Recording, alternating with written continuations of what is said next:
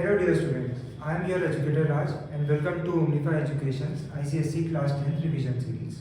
So today we will be discussing about probability. So what do you understand by probability? In simple terms, probability is a chance or an uncertainty. So probability is just a measure of that uncertainty or a chance. So now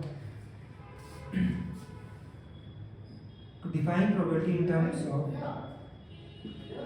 formula, probability of an event is number of favorable outcomes to E. Here the probability of an event is defined as PE. So the outcomes favorable to E upon total number of outcomes. So say for example, in a toss of a coin has two sides, a head and a tail. So either a head will come or tail. So what is the chance? The chance is head, total number of favorable outcomes upon total number of outcomes. So I am thinking about getting of P of head.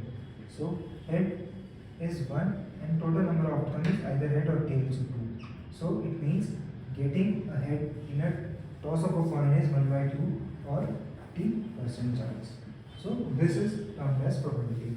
Now there is another formula of probability, which is probability of an event plus probability of not getting of an event should be equal to 1, which means the probability lies between of an event lies between 0 to 1. If the probability of an event is 0, it means that it is an impossible event, and if the probability of event is 1, it means it is a sure event. The probability of any event cannot be more than 1.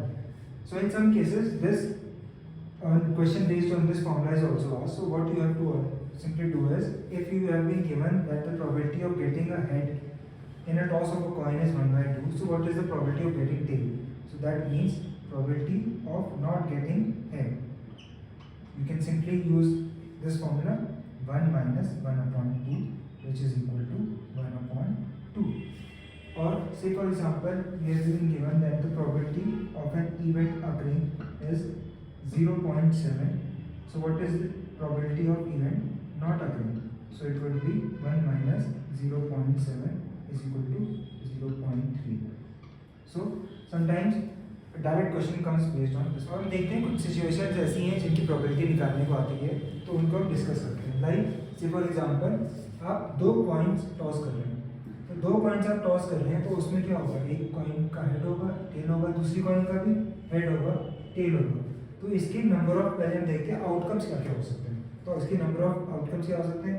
पहला हो सकता है कि दोनों में head आ जाए, या ये हो सकता है एक में हेड है दूसरे में टेल है, फिर पहले में टेल आ गया दूसरे में हेड आ गया, या फिर दोनों में टेल आ गया.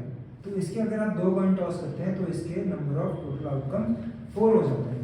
तो जैसा हमारा फॉर्मूला था, probability of an event is number of favourable outcomes to e upon total number of outcome. तो हमारे यहाँ टोटल नंबर ऑफ आउटकम्स 4 हो जाएंगे, जो कि हमेशा सेम रहता है. अब इसमें ऐसा क्वेश्चन आता है, मान लीजिए कि what is the probability of getting 2 heads. तो गेटिंग 2 हेड्स, तो इसमें क्या है, एक ही है 2 हेड्स का, तो ये हो जाएगा 1/4 इसकी प्रोबेबिलिटी हो जाएगी. या नंबर ऑफ गेटिंग 2 टेल्स, तो 2 टेल्स की भी 1/4 हो जाएगी. या आइदर गेटिंग 1 टेल और 1 हेड, तो ये कितने केस आएंगे, एक है, तो कितने केस हो जाएंगे 2/4. इसको आप लिख सकते हैं 1/2. तो आप आंसर अपना इस फ्रैक्शन में भी छोड़ सकते हैं. आपको जरूरी नहीं है कि इसको 0.5 में लिखे हैं, यहाँ भी आप आंसर छोड़ के आएंगे तो आपका आंसर सही होगा. अब इसमें कुछ अलग से केस आते हैं. जैसे पहला केस है at least 1 head. At least 1 head. At least 1 head का मतलब होता है कि कम से कम एक हेड होना जरूरी है, उसमें एक हेड होना जरूरी है. मैक्सिमम 2 हो सकते हैं, लेकिन एक हेड होना जरूरी ही है. तो एक हेड कहाँ पे है, इसमें, इसमें और इसमें, तो इसकी प्रोबेबिलिटी कितनी हो जाएगी 3/4.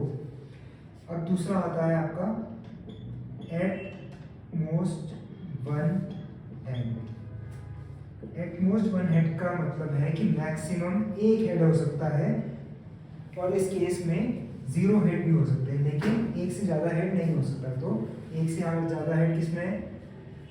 इसमें नहीं है, इसमें नहीं है, और 0 हेड इसमें है, तो इसकी प्रोबेबिलिटी 3/4 हो जाएगी। ऐसे क्वेश्चन में स्टूडेंट ज़्यादा गड़बड़ करते हैं। एटलीस्ट में कम से कम एक होना चाहिए और एट मोस्ट में ज़्यादा से ज़्यादा एक, और ज़्यादा से ज़्यादा एक में 0 भी हो सकता है, लेकिन उसमें 2 नहीं हो सकते। और इसमें एटलीस्ट में कम से कम एक होना चाहिए, ज़्यादा से ज़्यादा कितने हो सकते हैं? पैक ऑफ कार्ड्स के बारे में। पैक ऑफ कार्ड्स, अरे पैक ऑफ कार्ड्स बना देते हैं ना पहले, एक मिनट को बना।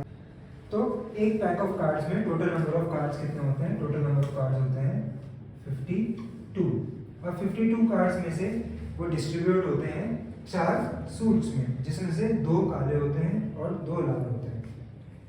तो इसमें भी हर सूट में 4 में डिस्ट्रीब्यूट होंगे, तो हर सूट में 13 कार्ड्स होते हैं।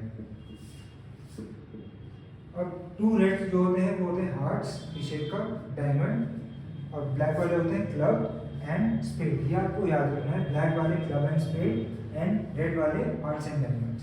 अब हर में 13 होते हैं। क्या होते हैं इसकी sequence? King, queen, jack, 10, 9, 8, 7, 6, 5, 4, 3, 2 and ace. A stands for ace and K stands for king, Q for queen, J for jack. अब इसका क्वेश्चन कैसे आता है? इसका क्वेश्चन में आता है कि आपको बताना है कि मान लीजिए इसमें फेस कार्ड्स कितने हैं। फेस कार्ड्स क्या होता है? वो कार्ड जिसमें चेहरा बना होता है। तो किसमें बना होता है? King, queen, jack. तो किंग, क्वीन, जैक को हम क्या बोलते हैं? किंग, क्वीन, जैक हमारे फेस कार्ड्स होते हैं सारे सूट के। हार्ट्स, डायमंड्स, क्लब्स, स्पेड, सबके सूट्स के सबको मिला के ये हमारे कंस्टिट्यूट करते हैं तीनों फेस कार्ड। खाली किंग, क्वीन, जैक, बहुत से लोग एस को भी फेस कार्ड में ले लेते हैं, लेकिन एस फेस कार्ड नहीं है। तो अगर आपको इसकी प्रोबेबिलिटी निकालनी है फेस कार्ड की, तो क्या होगी? फेस कार्ड मैंने आपको बताया हर सूट में 3 होते हैं, तो हमारे पास 4 सूट हैं, तो हमारे पास total number of face card कितने हो जाएंगे? 12। तो total number of face card would be 12 and the total number of outcomes are 52। तो इसको अगर हम सिंप्लीफाई करते हैं, 4 से अगर मैं कैंसिल आउट करता हूँ इसको, तो 4 3 जा 12 एंड 13 4 जा इज 52। सो आपकी प्रोबेबिलिटी फेस कार्ड की ये है। अब ऐसी क्वेश्चन आ जाता है, ये तो चारों सूट के हो गए। अगर क्वेश्चन आ गया कि रेड सूट की फेस कार्ड्स की प्रोबेबिलिटी क्या है, तो इसमें कितने हो जाएंगे? 1 2 3 4 5 6 6/52 इसकी प्रोबेबिलिटी हो जाएगी। ऐसी सिमिलरली ब्लैक की भी हो जाएगी। लेकिन आपको क्वेश्चन आप फ्रैक्शन में छोड़ सकते हैं, लेकिन यहाँ पे आपको सिंप्लीफाई करके छोड़ना, मतलब आप इसको ऐसे छोड़ के आएंगे अपना आंसर, बाकी ऐसे में, मतलब जो जितना हो सके सिंप्लीफाई उतना फ्रैक्शन कर दीजिए, ये आपका करेक्ट आंसर है। ऐसे ही क्वेश्चन आ जाते हैं कि एक रेड का फेस कार्ड ऐसे ये आगे, सिमिलरली एक ब्लैक कार्ड का भी फेस कार्ड का ये होगी प्रोबेबिलिटी। अब क्वेश्चन कैसा आता है कि सिर्फ रेड कार्ड हो या सिर्फ ब्लैक कार्ड हो। तो अगर सिर्फ रेड कार्ड होंगे तो उसमें टोटल नंबर 13 हार्ट्स के, 13 डायमंड्स के, तो टोटल 26 हो जाएंगे आपके पास।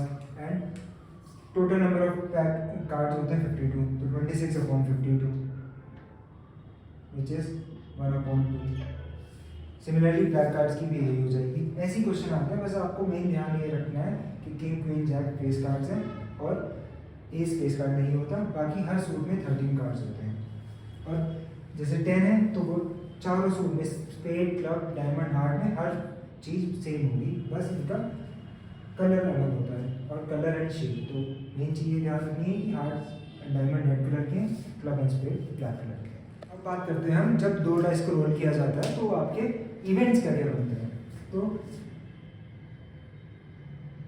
अब एक डाइस अगर आप रोल कर रहे हैं तो उसमें क्या हो सकता है? 1 2 3 4 5 एंड 6 ये पॉसिबल आ सकते हैं आउटकम्स। तो अगर 2 डाइस रोल करेंगे तो कैसे आउटकम्स आ सकते हैं? जैसे हमने 2 कॉइन टॉस करने में बनाए थे वैसे ही बनते हैं।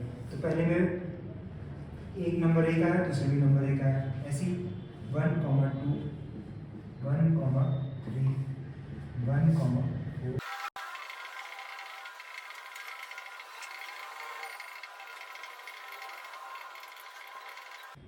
तो ये टोटल 36 इवेंट्स बनते हैं आपके।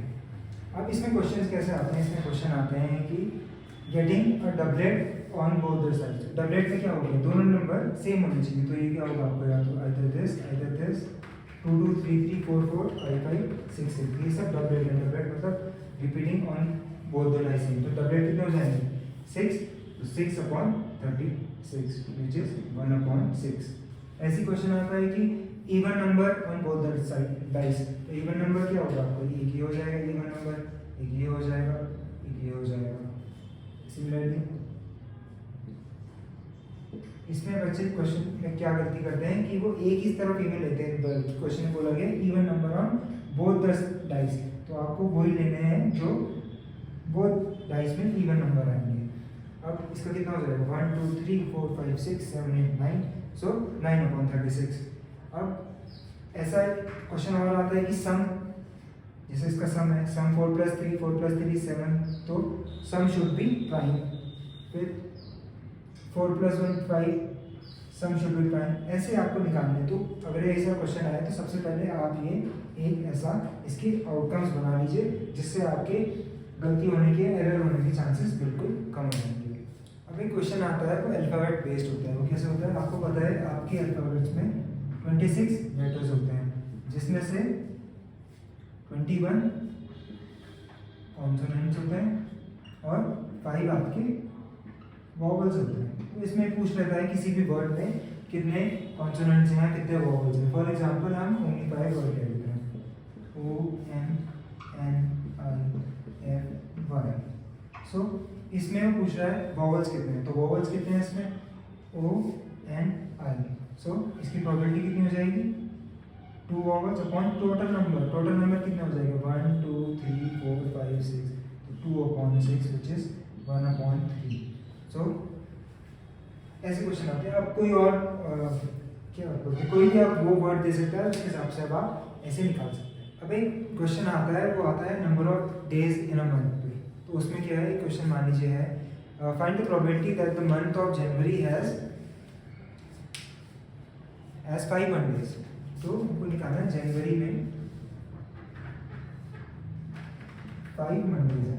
अब हमको पता है जनवरी में total number of days 31 days होते हैं। तो 31 डेज में एक वीक में 7 डेज होते हैं, तो 7 / 31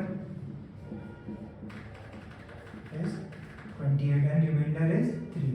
तो अब ये जो 3 दिन है, 3 दिन आपके पास जो बचे, इन 3 दिन के हम कॉम्बिनेशन बनाते हैं कि क्या क्या हमारे प्रोबेबल आउटकम्स हो सकते हैं। तो हम देखते हैं कि लाइक संडे से शुरू करते हैं। अच्छा, और इसमें देखना ये है कि संडे के बाद हमेशा मंडे आएगा फिर ट्यूसडे आएगा, ऐसा तो नहीं होगा कि संडे का सिर्फ ट्यूसडे आ जाएगा। तो हम कॉम्बिनेशन बनाते हैं। तो पहला कॉम्बिनेशन बनेगा हमारा संडे मंडे ट्यूसडे, फिर मंडे ट्यूसडे वेडनेसडे, फिर ट्यूसडे वेडनेसडे थर्सडे, फिर वेडनेसडे थर्सडे फ्राइडे, फिर Thursday Friday Saturday, Friday Saturday Sunday, Saturday Sunday Monday, और संडे मंडे ट्यूसडे ऑलरेडी आ चुके हैं। तो हमको देखना है कि जनवरी में 5 मंडेज कब कब आ सकते हैं। तो 7 डेज मतलब 4 मंडेज तो ऑलरेडी आ चुके हैं। अब 5 मंडेज की क्या प्रोबेबिलिटी है, तो एक मंडे इसमें आ रहा है, एक मंडे इसमें आ रहा है और एक मंडे इसमें आ रहा है। तो हमारे फेवरेबल आउटकम्स हो गए 3 and total number of outcomes हो गए हमारे 7। तो 3/7 हमारी प्रोबेबिलिटी है कि किसी भी ईयर में जनवरी में 5 मंडेज होते हैं। और ये लीप ईयर और नॉन लीप ईयर दोनों के लिए सेम रहेगा, बस फर्क कहाँ पड़ेगा, फर्क पड़ेगा आपका फरवरी में, क्योंकि फरवरी में क्या होगा लीप ईयर में फरवरी में 29 डेज हो जाएंगे, तो वहाँ पे फर्क पड़ेगा, बाकी सेम रहता है। एक ऐसी क्वेश्चन आता है जिसमें होता है कि एक ईयर में कितने, एक ईयर में 53 संडेज होते हैं। तो उसमें क्या होता है, उसमें भी सेम चीज़ है।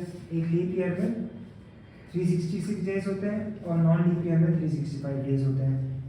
अगर मैं इसको 365 को 52 से मल्टीप्लाई करूँ तो 52 × 7 इज 364, तो remainder is 2 and 52 × 7 is 364, so remainder is 1। मतलब एक लीप ईयर में 52 वीक्स के बाद 2 डेज बचेंगे और एक नॉर्मल ईयर में 52 वीक्स के बाद 1 डे बचेगा। तो हमको बताना है कि ये प्रोबेबिलिटी कि ये संडे है कि नहीं है। तो अगेन इसके आउटकम्स क्या हो सकते हैं, ये हो सकता है Monday Tuesday, Tuesday Wednesday, Wednesday Thursday, Thursday Friday या फ्राइडे सैटरडे या सैटरडे संडे या संडे मंडे। तो इसमें आपको बताना है संडे। अब संडे कहाँ कहाँ आ रहा है? संडे यहाँ और यहाँ आ रहा है। तो again total favourable outcomes 2 upon total number of outcomes 7। तो एक लीप ईयर में इसलिए प्रोबेबिलिटी है कि 53 संडेज हो। सिमिलरली नॉर्मल में ये एक दिन बचा है, तो एक दिन क्या हो सकता है? Monday, Tuesday, Wednesday, Thursday, Friday, Saturday या संडे। तो इसमें 53 संडेज पे इसको संडे होना जरूरी है, तो एक फेवरेबल आउटकम क्या हो गया मेरा 1 upon total number of outcomes 7। तो इसकी प्रोबेबिलिटी 1/7 हो जाएगी। So this was our video on the topic probability, explaining the concept. Hope you liked the video. If you have any doubts, please feel free to ask in the comment section below. And keep preparing and keep practicing the questions for your examinations. And don't forget to like, share and subscribe.